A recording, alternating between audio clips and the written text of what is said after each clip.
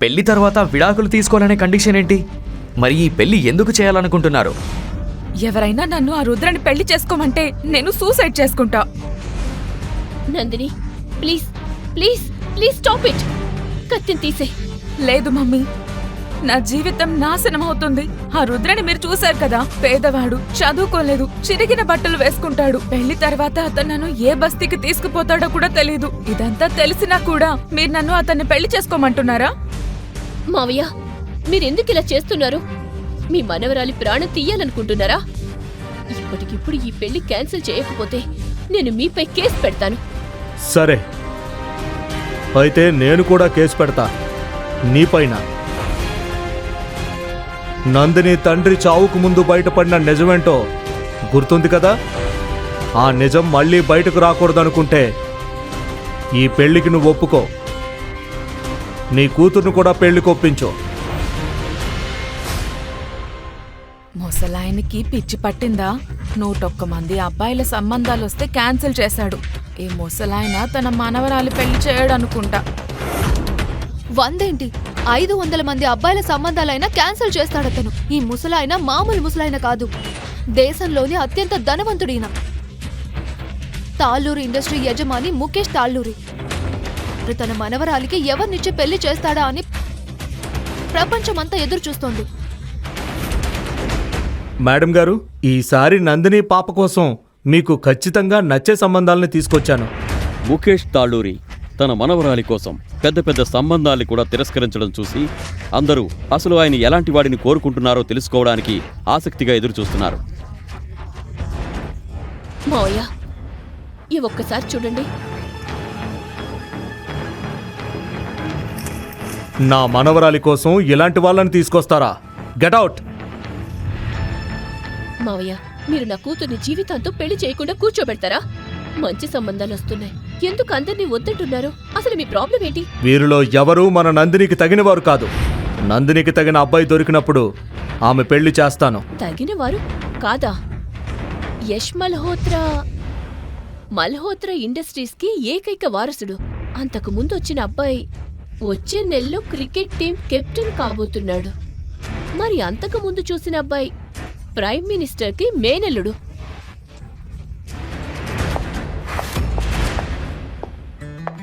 Hi తాతయ్య. Yes అమ్మా. Done. Nandini Mukesh Talluri ఏకైక మనవరాలు. ప్రపంచం ఆశ్చర్యపోయేలా ఆమె కోసం నేను అబ్బాయిని వెతుకుతాను. నా కూతురి కోసం ఏ రాజపు రాకుమారుణ్ణి వెతుకుతున్నారో మరి నాకు అర్థం కావడం లేదు. నీకు బుద్ధుందా లేదా? అది కాదు సార్. 1000 రూపాయల షూ పాడు చేశావు. వైట్ షూకి బ్లాక్ పాలిష్ ఎవడైనా వేస్తాడా? క్షమించండి సార్, మనుషులం కదా, తప్పవుతుంది కదా. తప్పు చేసి పైగా వాదిస్తున్నావా? ప్లీజ్ వదిలేయండి సార్. పాపం పిల్లాడు, తప్పు జరిగిందంటున్నాడు కదా, క్షమించండి. వీడినేం చేయాలో నువ్వు నాకు చెప్తున్నావా? నీ లిమిట్స్లో నువ్వుండు. నువ్వు కూడా ఈ షాప్లో షూ పాలిష్ చేసేవాడివే. అయినా నీకు వీడి మీద జాలి కలుగుతుంది కదా. ఇదిగో, ఇప్పుడే ఈ షూ నువ్వు క్లీన్ చేయి. వెళ్ళు, క్లీన్ చేయి. ఏంటి నా మొహం చూస్తున్నావు? లోపలికి వెళ్ళు.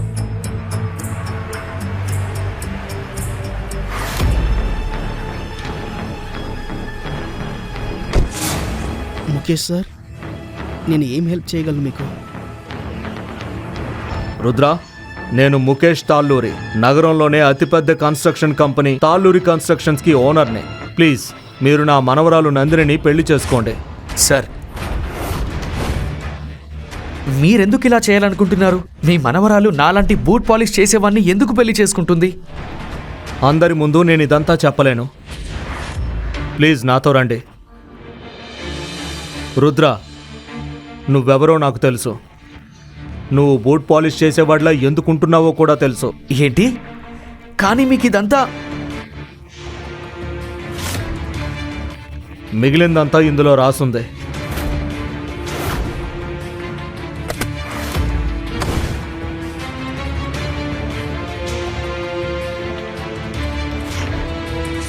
కానీ పెళ్లి తర్వాత విడాకులు అనే ఇంత దారుణమైన కండిషన్ ఏంటి? మీరు ఈ పెళ్లి ఎందుకు చేయాలనుకుంటున్నారు? మీకు నా గురించి ఎలా తెలుసు? పెళ్ళైన తర్వాత నీకు అంతా తెలుస్తుంది. తన సీక్రెట్ బయటపడకుండా ఉండడానికి రుద్ర ఈ పెళ్లికి ఒప్పుకోక తప్పలేదు. ముఖేష్ తాళ్ళూరి నందిని తల్లి రాజేశ్వరికి ఈ పెళ్లి గురించి చెప్పగానే తాళ్ళూరి మ్యాన్షన్లో గొడవ మొదలైంది. మనం కోట్లకు వారసులు. అలాంటిది మీరు మీ మనవరాలకి ఒక బూట్ పాలిష్ చేసేవాడితో పెళ్లి సంబంధం మాట్లాడొచ్చారు. బాగా ఆలోచించే నేను ఈ పని చేస్తున్నాను. నందిని పెళ్లి ఆ బూట్ పాలిష్ చేసే రుద్రతోనే జరిగి తీరుతుంది. ఈ పెళ్లి జరగడం చాలా అవసరం. ఈ పెళ్లి తర్వాత నందిని జీవితం రాత్రికి రాత్రే మారిపోతుంది. మారడం కాదు, నాశనం నాశనం అవుతుంది. మీకెందుకు అర్థం కావడం లేదు మావయ్య? సరే, మీరు ఏం చేయలేకపోతే నేను అత్తయ్యతో మాట్లాడతాను. అత్తయ్య, అత్తయ్య చూడండి మావయ్య ఏం మాట్లాడుతున్నారో. ప్లీజ్ ఆయనకి అర్థమయ్యేలా చెప్పండి. వీరిద్దరి పెళ్లి జరగడం చాలా అవసరం. నేను స్వయంగా వెళ్ళి వీళ్ళిద్దరి జాతకాలను పండితుడికి చూపించాను. ఆ అబ్బాయి నందిని జీవితంలోకి రావడం కోఇన్సిడెన్స్ కాదు. ఈ బంధాన్ని ఆ పైనున్న దేవుడు నిర్ణయించేశాడు. అత్తయ్య మీరేం మాట్లాడుతున్నారు? జాతకంలో రాసిన ప్రతిదీ మనం నమ్మాలా? సరే, మీరు కూడా నాకు సపోర్ట్ చేయకపోయినా పర్వాలేదు. నేను ఒంటరిగానైనా నా కూతుర్ని ఈ పెళ్లి నుండి కాపాడుకుంటాను. ఎవరైనా నన్ను రుద్రని పెళ్లి చేసుకోమంటే నేను నా నరాలు కోసుకుంటాను. Nandini, please please please stop it, stop it please. ఏం చేసుకోకు, ఈ కత్తిని తీసేయ్.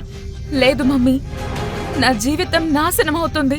ఆ రుద్రని మీరు చూశారు కదా, పేదవాడు, చదువుకోలేదు, చిరిగిన బట్టలు వేసుకుంటాడు. పెళ్లి తర్వాత అతను నన్ను ఏ బస్తీకి తీసుకుపోతాడో కూడా తెలీదు. ఇదంతా తెలిసినా కూడా పెళ్లి చేసుకోమంటున్నారా? లేదు లేదు, నువ్వు ఎక్కడికి వెళ్ళనవసరం లేదు. పెళ్లి తర్వాత రుద్ర ఇక్కడ మనతో పాటు ఉంటాడు. నువ్వు నీ సుఖాలను వదులుకోవాల్సిన అవసరం లేదు. నో, అయినా సరే నేను అతన్ని పెళ్లి చేసుకోను. ఒకవేళ తాతగారు నన్ను బలవంతం చేస్తే నేను నా ప్రాణాలు తీసుకుంటాను. Stop it, stop it. 1 minute, నేను ఎక్స్ప్లెయిన్ చేస్తాను. మావయ్య, మీరెందుకు ఇలా చేస్తున్నారు? మీ మనవరాలి ప్రాణాలు తీయాలనుకుంటున్నారా? ఇప్పటికిప్పుడు ఈ పెళ్లి క్యాన్సిల్ చేయకపోతే నేను మీపై కేసు పెడతాను. సరే, అయితే నేను కూడా నీపై కేసు పెట్టనా? నీపైన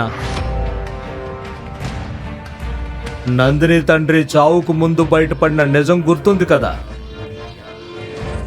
ఆ నిజం మళ్ళీ బయటకు రాకూడదనుకుంటే ఈ పెళ్లికి నువ్వు ఒప్పుకో, నీ కూతుర్ని కూడా పెళ్లికి ఒప్పించు.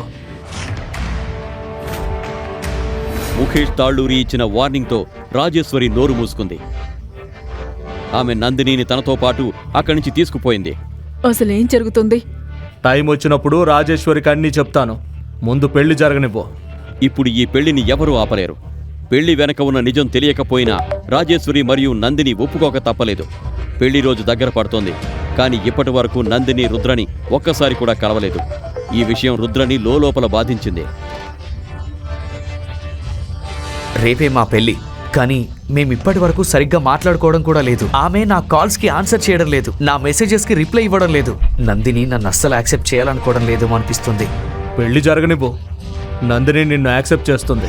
మీరేం మాట్లాడుతున్నారు? నందిని ఈ పెళ్లి తన ఇష్ట ప్రకారమే చేసుకుంటుందని మీరు చెప్పారు కదా. మీ మాటలు విన్న తర్వాత మీరు ఆమెని బలవంతం చేస్తున్నారనిపిస్తుంది. బలవంతంగా పెళ్లి చేస్తున్నా అయితే ఏంటి? ఇది నాకు నా మనవరాలికి మధ్య విషయం. నువ్వు మధ్యలో జోక్యం చేసుకోకు. సరే ముఖేష్ గారు, నేను మీ ఫ్యామిలీని యాక్సెప్ట్ చేయడం నాకు అవసరమే కావచ్చు. అలాని నేను బలహీనుడిని కాదు. ఓహో, ఇంత అహంకారమా? సరే, పెళ్లిని ఆపేయండి. కానీ అప్పుడు నేను కూడా ఈ ప్రపంచానికి చెబుతాను, నువ్వు బూట్ పాలిష్ చేసేవాడివి కాదు, నీ అసలు నిజం వేరని. ముఖేష్ ఎటువంటి వల వేశాడంటే దాని నుండి ఎవరూ తప్పించుకోలేకపోయారు. మరుసటి రోజు ఇష్టం లేకపోయినా తాళ్ళూరి కుటుంబ ఏకైక కుమార్తె పెళ్లి బూట్ పాలిష్ చేసే రుద్రతో జరిగింది.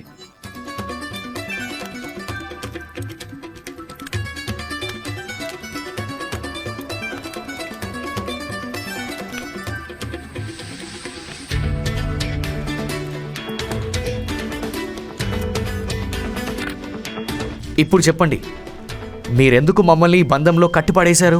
నా జీవితాన్ని నాశనం చేయడంతో మీకేం దక్కిందో చెప్పండి. తల్లి, నేను ఈ పెళ్లి ఎందుకు చేయించానంటే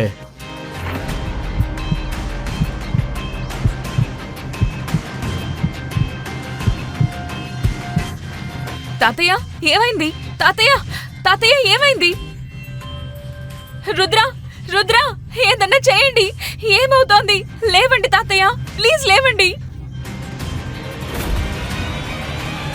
నందిని, మీ తాతగారు ఇక లేరు. కానీ తాతగారు చనిపోయిన మరుసటి రోజు నుండే రుద్రకి అసలైన కష్టాలు మొదలయ్యాయి. నందిని మరియు ఆమె తల్లి ప్రతిరోజు అతన్ని అవమానించేవారు. రుద్రతో అప్పుడప్పుడు గిన్నెలు కడిగించేవారు, అలాగే ఇంటిని శుభ్రం చేయించేవారు. ఒకరోజు నందిని కాలేజ్ ఫ్రెండ్ రేష్మా ఇంటికొచ్చింది. ఇంట్లో కొత్త పనివాడిని పెట్టుకుంటున్నావా? నేను పనివాడిని కాదు, నందిని భర్తని. ఏంటి? నందిని భర్త? నువ్వు సీక్రెట్ గా ఇంటి పనివాడిని పెళ్లి చేసుకున్నావా నందిని? Very funny. నా దురదృష్టాన్ని చూసి నవ్వడం ఆపేయ్. నువ్వు ఇతనికి డైవోర్స్ ఎందుకు ఇవ్వట్లేదు? తాతయ్య అలాంటి కండిషన్ పెట్టారు. నేను అతనికి డైవోర్స్ ఇవ్వలేను. వదిలే. ఈ దరిద్రుడు వచ్చినప్పటి నుండి తాతగారు లేరు. కంపెనీ పరిస్థితి చాలా దారుణంగా తయారైంది. ఏం చెప్పను? నీకు తెలుసా, నాకు అర్జెంట్ గా 5 కోట్లు అవసరం. అరే, నువ్వు కిషోర్ తో ఎందుకు మాట్లాడకూడదు? మన కాలేజ్ ఫ్రెండ్. అతను ఇప్పుడు అగ్రజ ఇండస్ట్రీస్ కి ఓనర్ కూడా. కాలేజ్ టైం నుంచి తను నీపై రైట్. కిషోర్ గతంలో కూడా చిన్న చిన్న విషయాల్లో నందినికి హెల్ప్ చేశాడు. వీటన్నింటి వెనక కిషోర్ తనను ఫ్లర్ట్ చేస్తున్నాడని, ఆమెను రాంగ్ వేలో చూస్తున్నాడని నందినికి తెలుసు. కానీ ఆమె ఈ విషయాలన్నింటినీ పట్టించుకోకుండా అతని నుండి హెల్ప్ తీసుకునేది. ఎందుకంటే ఆమె తన కెరీర్లో ముందుకు సాగాలనుకుంది. నందిని కిషోర్తో మీటింగ్ని ఫిక్స్ చేసినప్పుడు రుద్ర ఆమెను కారులో ఆఫీస్కి తీసుకొచ్చాడు. హలో నందిని,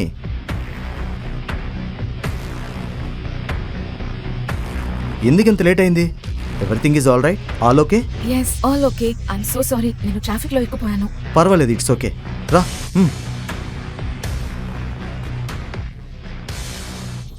ఇతనెవరు? నీ డ్రైవరా? నేను నందిని భర్త రుద్ర. ఓ, హస్బెండా? Husband? Hi. I'm sorry Rudra, actually I don't know. అసలు నువ్వేం చేస్తావు? నీ బిజినెస్ ఏంటి? అది యాక్చువల్లీ నేనేం వర్క్ చేయను. నేను అంతగా చదువుకోలేదు కూడా. ఈ పేదవాడికి నందిని లాంటి అమ్మాయి దొరికింది. వావ్, ఏదేమైనా నాకైతే మంచిదే. ఇప్పుడు ఆమె నా వల్ల పడేయడానికి కొద్దిగా డబ్బు విసిరితే సరిపోతుంది. అరే పర్వాలేదు, నేను నందిని కోసం ఎంతైనా చేయగలను. మా కంపెనీలో ఒక జాబ్ ఉంది, చెప్పు, వర్క్ చేస్తావా? డోంట్ వరీ, నువ్వు నందిని భర్తవే, నేను నీకు మంచి వర్కే ఇస్తాను.